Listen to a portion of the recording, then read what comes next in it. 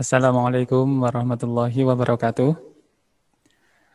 Anak-anak sekalian yang berbahagia, syukur Alhamdulillah pada kesempatan siang hari ini kita dapat bertemu kembali untuk melaksanakan kegiatan pengayaan dan pendalaman materi untuk biologi ya.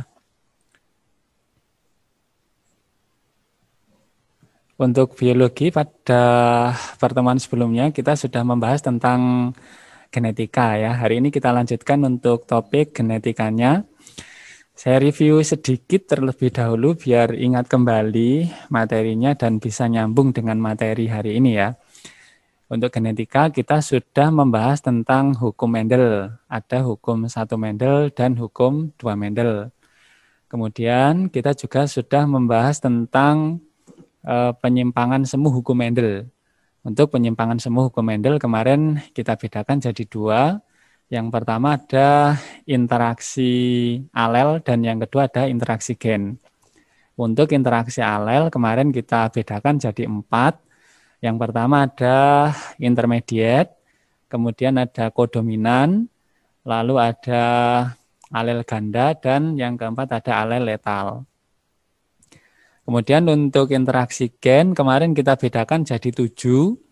Yang pertama ada atavisme yang terjadi pada cengger ayam ya. Yang kedua ada polimeri atau poligenik.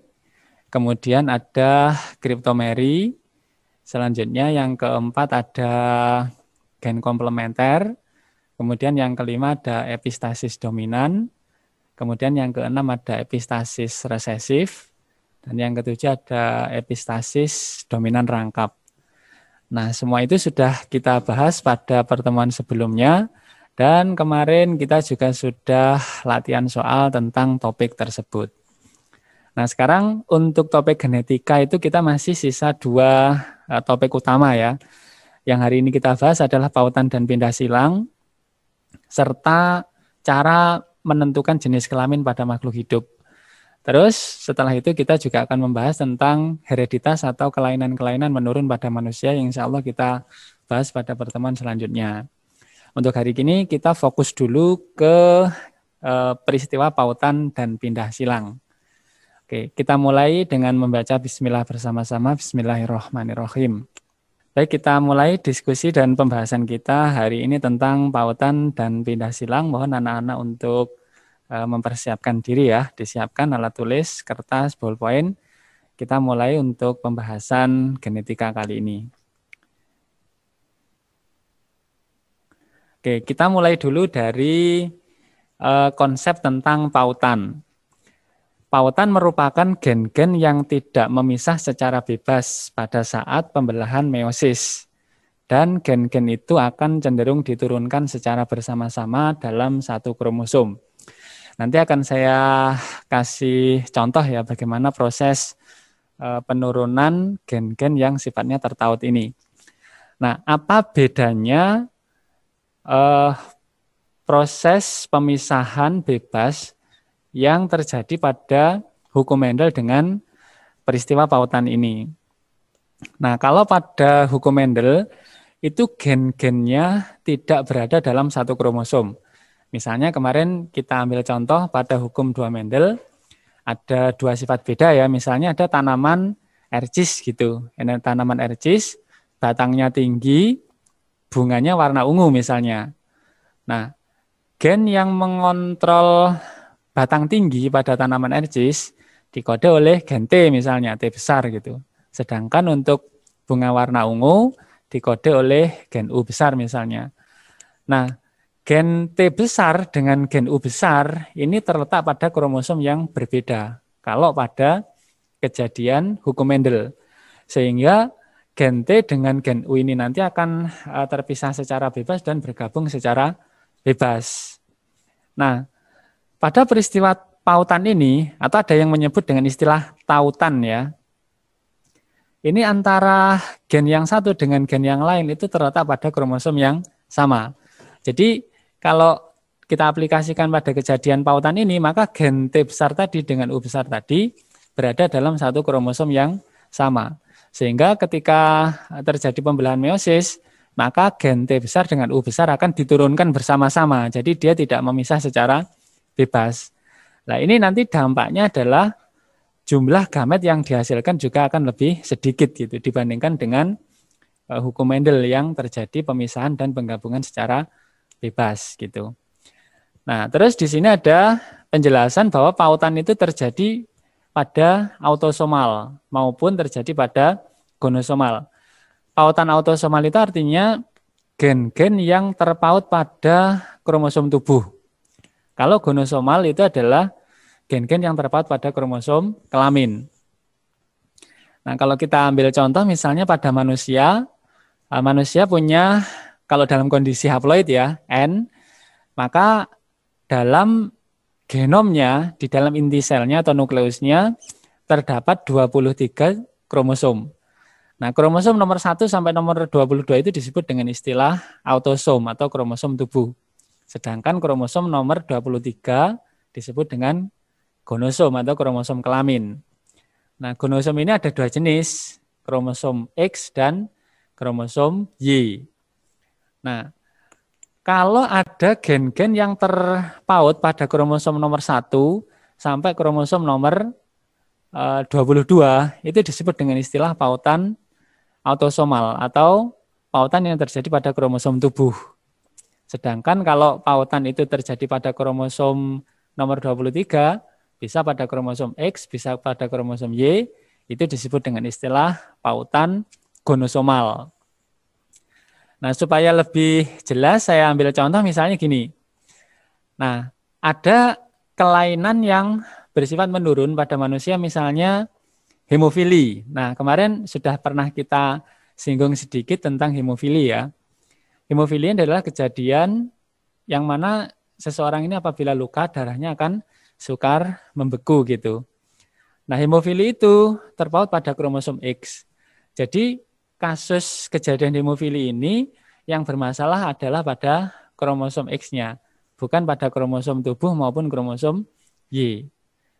Contoh lagi misalnya ada kejadian misalnya hipertrikosis. Hipertrikosis itu adalah kelainan yang mana seseorang itu tumbuh rambut di telinga. Tumbuh rambut di telinga. Nah, ini adalah salah satu kelainan yang terpaut pada kromosom Y. Nah, karena yang punya kromosom Y itu hanya laki-laki, pasti yang menderita hipertrikosis hanya laki-laki aja. Kalau misalnya ada seorang ayah misalnya gitu ya, dia menderita kelainan hipertrikosis, muncul rambut di telinganya. Nah, kemudian ayah ini punya anak.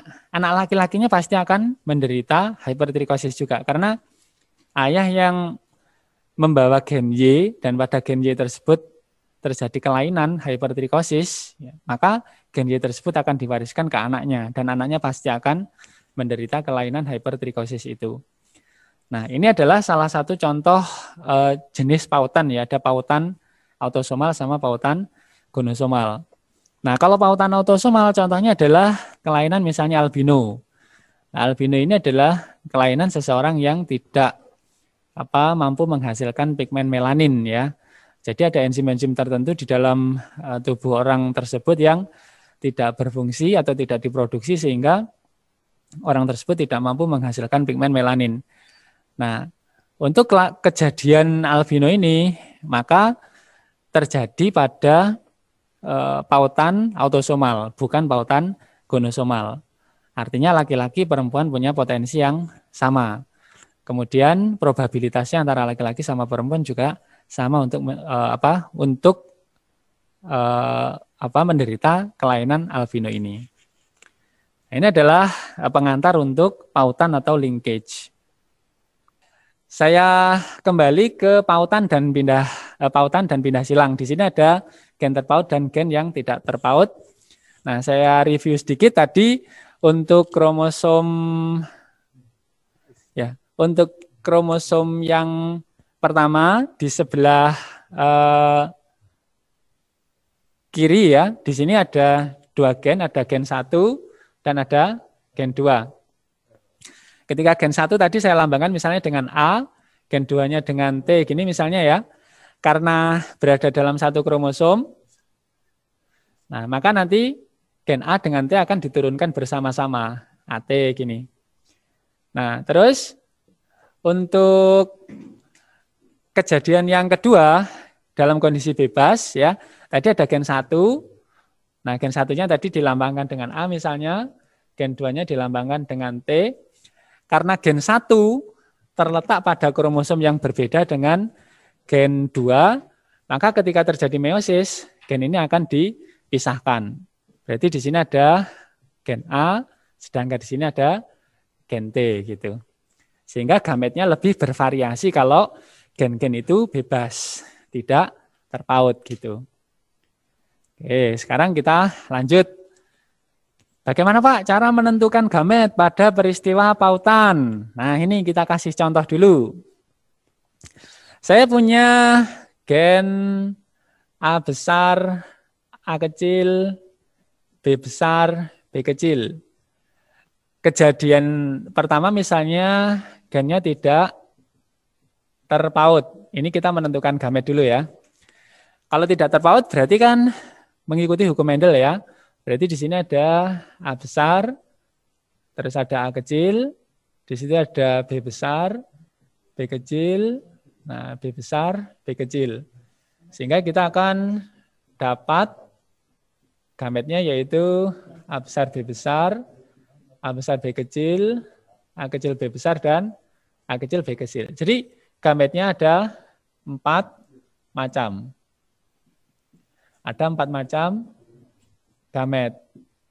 Nah, bagaimana kalau kondisinya terpaut gitu? Nah, kalau kondisinya terpaut, akhirnya kita akan coba gambarkan gini. Nah, misalnya gen A terpaut dengan gen B. A dengan B, nah A kecil dengan B kecil. Nah, keduanya mengalami pautan. Berarti gen A besar dengan B besar ada dalam satu kromosom, A kecil dengan B kecil juga ada dalam satu kromosom. Berarti gini, ada A besar, B besar, ada A kecil dengan B kecil. Nah, dengan demikian, maka kita bisa memperoleh gamet. Kalau ini kita pisah pada waktu meiosis, di sini gametnya ada A besar dengan B besar, di sini ada A kecil dengan B kecil. Jadi gametnya ada berapa nih?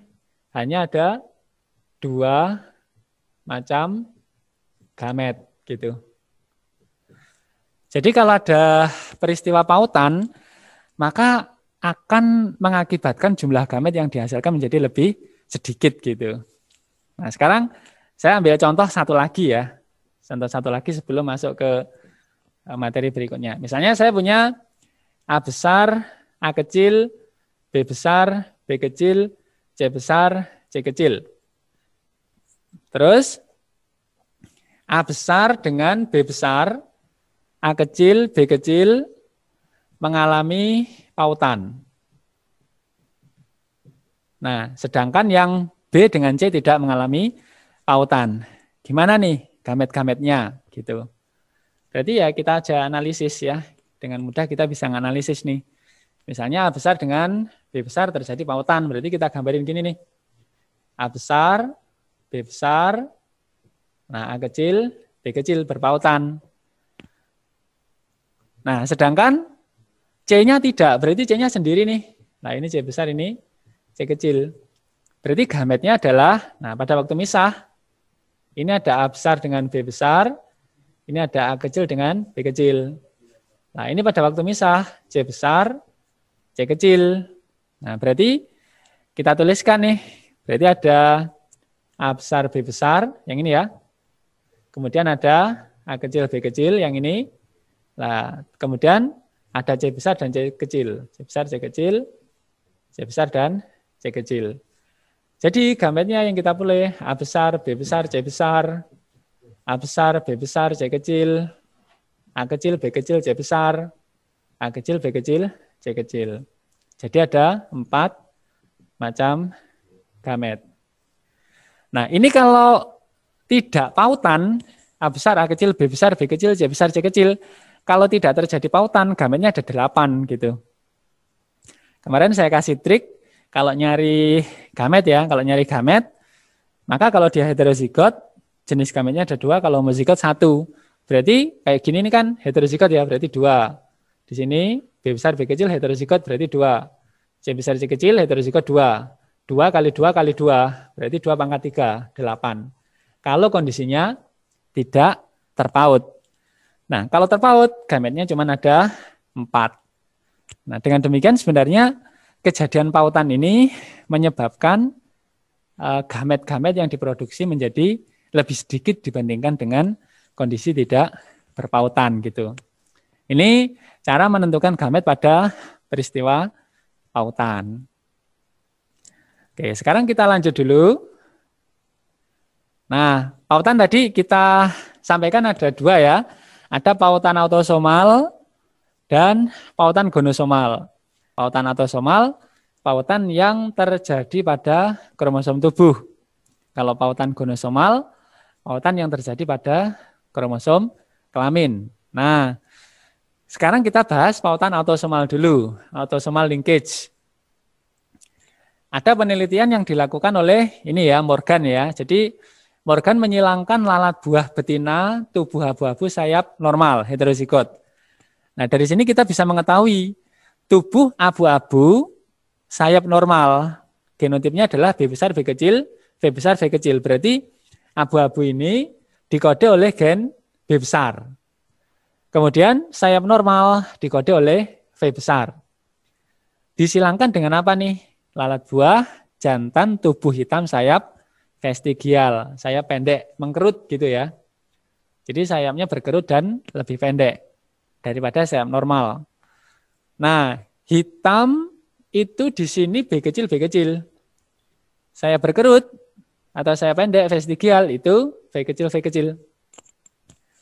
Berarti dari sini kita bisa menyimpulkan sebenarnya B besar kode untuk warna tubuh abu-abu, B kecil kode untuk warna tubuh hitam.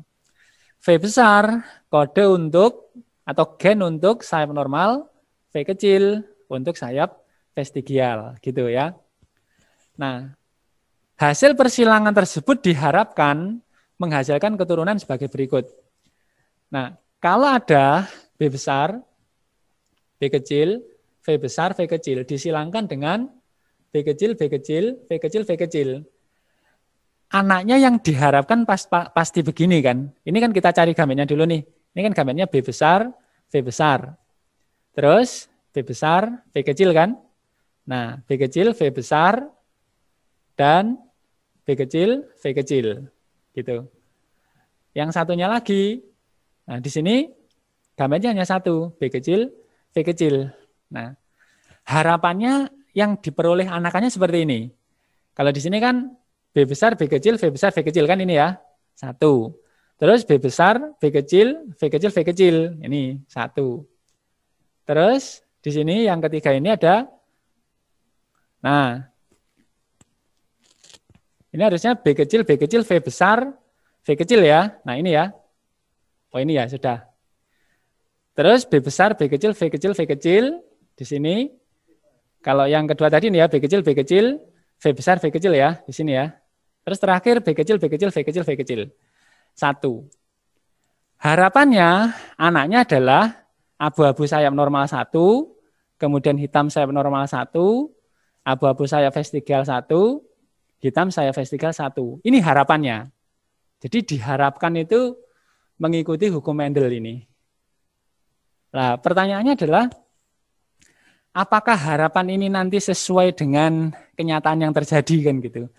Kalau harapan tidak sesuai dengan kenyataan, nah itu namanya masalah. Nah, nanti dianalisis kenapa kok bisa muncul semacam itu. Nah, sekarang kita cek.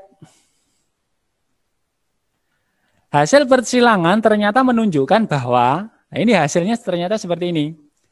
Abu-abu sayap normal, yang B besar dengan V besar ini ya, dan hitam sayap vestigial, nah B kecil, V kecil, V kecil, V kecil, itu ternyata dari hasil penelitian menunjukkan jumlahnya lebih banyak daripada abu-abu sayap vestigial dan hitam sayap normal. Abu-abu sayap vestigial B besar, V kecil, V kecil, hitam sayap normal B kecil, V kecil, V besar. Padahal harapannya tadi abu-abu sayap normal, ya, abu-abu sayap vestigial, hitam sayap normal, hitam sayap vestigial. Harapannya tadi 1:1:1:1:1. Kenyataannya ternyata yang abu-abu sayap normal dan hitam sayap vestigial jumlahnya lebih banyak daripada yang abu-abu sayap vestigial dan hitam sayap normal gitu. Nggak sesuai dengan harapan. Apa yang terjadi? Nah, nanti kita analisis. Ternyata warna tubuh dan bentuk sayap diwariskan secara bersama-sama. Karena diwariskan bersama-sama, ini terjadi peristiwa namanya pautan. Berarti kondisinya adalah B besar dan V besar ini terjadi pautan. Demikian juga B kecil dengan V kecil. Ini juga terjadi pautan. Gitu. Oke.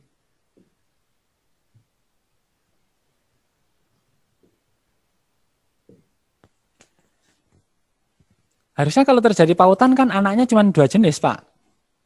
Yaitu abu-abu sayap normal dan hitam sayap vestigial. Kan begitu harusnya.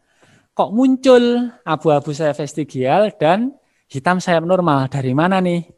Nah, di situ terjadi peristiwa namanya pindah silang atau crossing over. Makanya di sini ditambahkan. Nah, warna tubuh dan bentuk sayap diwariskan secara bersama-sama. Berarti terjadi peristiwa pautan. Dalam kombinasi yang spesifik melalui proses, nah ini pindah silang. Nah, pindah silang ini menghasilkan keturunan yang tidak ada pada induknya. Menghasilkan keturunan yang berbeda dari induknya. Karena gen-gen tersebut terdapat pada kromosom yang sama. Nanti kita urai lebih detail lagi nih ya, kejadian pautan sama pindah silang ini. Oke, ini ya. Kejadiannya seperti ini. Kita lihat terlebih dahulu ya. Tadi yang apa tuh? Yang abu-abu sayap normal ini kan ya. Berarti di sini ada B besar, B kecil, V besar, V kecil. Kemudian yang hitam sayap vestigial yang ini ya. Nah, berarti di sini ada B kecil, V kecil, V kecil, V kecil. Harapannya tadi kan begini. B besar, V besar, B besar, V kecil, V kecil, V besar, dan V kecil, V kecil. Harapannya kan seperti ini tadi. V kecil ya. Nah, yang diharapkan, lah ini, keturunan yang diharapkan adalah hitam sayap vestigial. B kecil, V kecil, V kecil, V kecil. Berarti di sini. Nah, B kecil, V kecil, V kecil, V kecil. 1. Terus, yang diharapkan lagi nih, B besar, V kecil, V besar, V kecil. Nah, di sini 1, ini kan 575 ya, 575 kan sama tuh.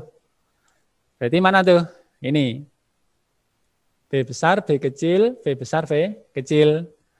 Terus ada lagi abu-abu vestigial, B besar, V kecil, V kecil, V kecil. Sama 1, di sini 575. Berarti itu yang ini ya. B besar, B kecil, V kecil, V kecil. 1. Dan terakhir, hitam normal, berarti ini 1. B kecil, V kecil, V besar, V kecil, 1. Jadi harusnya seperti ini. Yang diharapkan seperti ini. Ini harapan ya. Harapan. Tapi kenyataannya, nah di sini dikatakan hasil pengamatan tuh. Nah kenyataannya, nah yang hitam vestigial, B kecil, V kecil, V kecil, V kecil, ternyata jumlahnya 965. Terus yang tipe normal berarti yang sayap abu-abu sayap normal ya, B besar, V kecil, V besar, V kecil. Ini 944 gitu. Nah, yang fenotip rekombinan itu di sini cuman 206. Ini adalah B besar, B kecil, V kecil, V kecil. Dan fenotip rekombinan satunya lagi adalah 185, yaitu hitam normal, V kecil, V kecil, V besar, V kecil. Jadi perbandingannya tidak sesuai dengan yang diharapkan. Jadi ini hasilnya. Nah, itu menunjukkan bahwa gen B dengan gen V itu terletak pada kromosom yang berbeda. Nah, kalau terletak pada kromosom yang sama gitu ya, tertaut.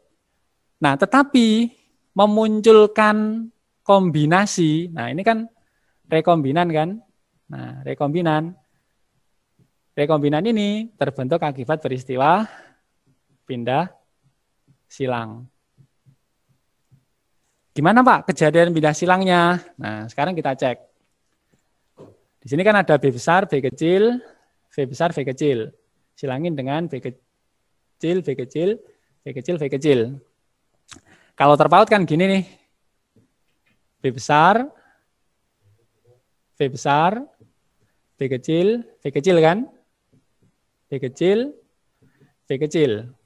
Harusnya anaknya kan begini, harusnya. B besar, V besar. Di sini ada B kecil, V kecil. Oh, sorry. Di sini kan terpaut. Berarti harusnya satu ya dia. Ya. Nah, gini ya. Sama kan di sana? Nah, sebentar. Saya hapus dulu. Harusnya alel ini ya. Oke. B kecil, V kecil, V kecil, V kecil. Berarti di sini gambarnya adalah B kecil, V kecil, V kecil, V kecil. Kan sama nih. Harusnya anaknya kan cuman dua. Ini dengan ini dengan ini kan. Jadi B besar, B kecil, V besar, V kecil. B kecil, V kecil, V kecil, V kecil. Harusnya begini aja anaknya tuh. Jadi abu-abu, normal, dan hitam vestigial. Harusnya anaknya cuma dua. Adapun munculnya rekombinan ini, nah akibat dari peristiwa pindah silang. Jadi gen yang terpaut itu tidak selamanya terpaut. Gen yang terpaut tadi bisa terlepas dari pautannya karena peristiwa pindah silang. Dan peristiwa pindah silang ini akan memunculkan varian-varian baru yang tidak ditemukan pada induknya. Cuman kejadian pindah silang ini frekuensinya sangat rendah. Oleh sebab itu diketahui di sini induknya tipe parentalnya banyak 965, 944. Nah, rekombinannya cuma dikit karena peristiwa pindah silang itu ya kejadiannya frekuensinya kecil, nggak besar ya. Makanya di sini jumlahnya cuma 206 ya, di sini 185. Nah, nanti detail untuk peristiwa pindah silang akan kita bahas lagi di belakang ya nanti ya. Oke. Nah, ini yang terakhir untuk kita diskusikan hari ini ya. Waktu sudah hampir menunjukkan 2:30. Untuk pertemuan selanjutnya insya Allah nanti kita bahas pindah silang. Jadi pautan autosomal. Sekarang kita masuk ke pautan seks atau sex linkage. Pautan seks merupakan gen yang terletak pada kromosom kelamin. Nah, kromosom kelamin tadi sudah kita urai di depan ada kromosom X dan kromosom Y. Pada manusia ya. Pada manusia, perempuan memiliki kromosom kelamin XX yang homolog. Tapi pada laki-laki ada kromosom kelamin XY, ada bagian yang tidak homolog. Homolog itu maksudnya gini. Nah, maksudnya gini, misalnya ini kromosom X, ini kromosom X. Jadi ukuran dari kromosom tersebut relatif sama, gen-gennya relatif sama. Tapi kalau pada laki-laki kan XY itu ada yang homolog, ada yang tidak homolog. Karena gini, XY itu ini X, ini Y gitu. Jadi yang sampai sini nih homolog nih. Nah, sampai sini homolog, tapi yang atas ini, nah ini homolog nih. Homolog. Yang atas ini, nah ini tidak homolog. Jadi ada bagian yang homolog, ada yang tidak homolog. Kalau pada XY. Gen-gen pada kromosom yang homolog merupakan gen yang terpaut kelamin tidak sempurna. Sedangkan gen-gen pada kromosom yang tidak homolog merupakan gen-gen yang terpaut kelamin sempurna. Oke, itu. Oke, kira-kira seperti itu ya. Ini yang terpaut kromosom X. Nah ini yang terakhir ya. Gen yang terpaut Y merupakan gen yang terpaut sempurna. Karena Y ini nggak ada pasangannya. Kromosom Y itu yang punya hanya laki-laki. Makanya gen yang terpaut Y tadi sifatnya disebut holoandrik, hanya diturunkan kepada laki-laki. Karena yang punya kromosom Y hanya laki-laki. Jadi kalau seorang ayah menderita suatu penyakit, yang penyakit itu disebabkan karena gen terpaut kromosom Y, pasti penyakit itu akan diwariskan kepada anak laki-laki. Anak perempuannya tidak dapat gitu. Contoh kejadian ini adalah hipertrikosis, yaitu pertumbuhan rambut pada telinga gitu. Oke, untuk pindah silang anak-anak ini pembahasannya agak panjang. Nanti untuk pertemuan selanjutnya insya Allah kita bahas tentang pindah silang ini ya, atau crossing over, dan juga penentuan jenis kelamin pada makhluk hidup. Insya Allah untuk pertemuan pekan depan bisa kita lanjut lagi untuk materi selanjutnya. Selamat belajar anak-anak, tetap jaga kesehatan. Terima kasih, mohon maaf. Saya akhiri. Wassalamualaikum warahmatullahi wabarakatuh.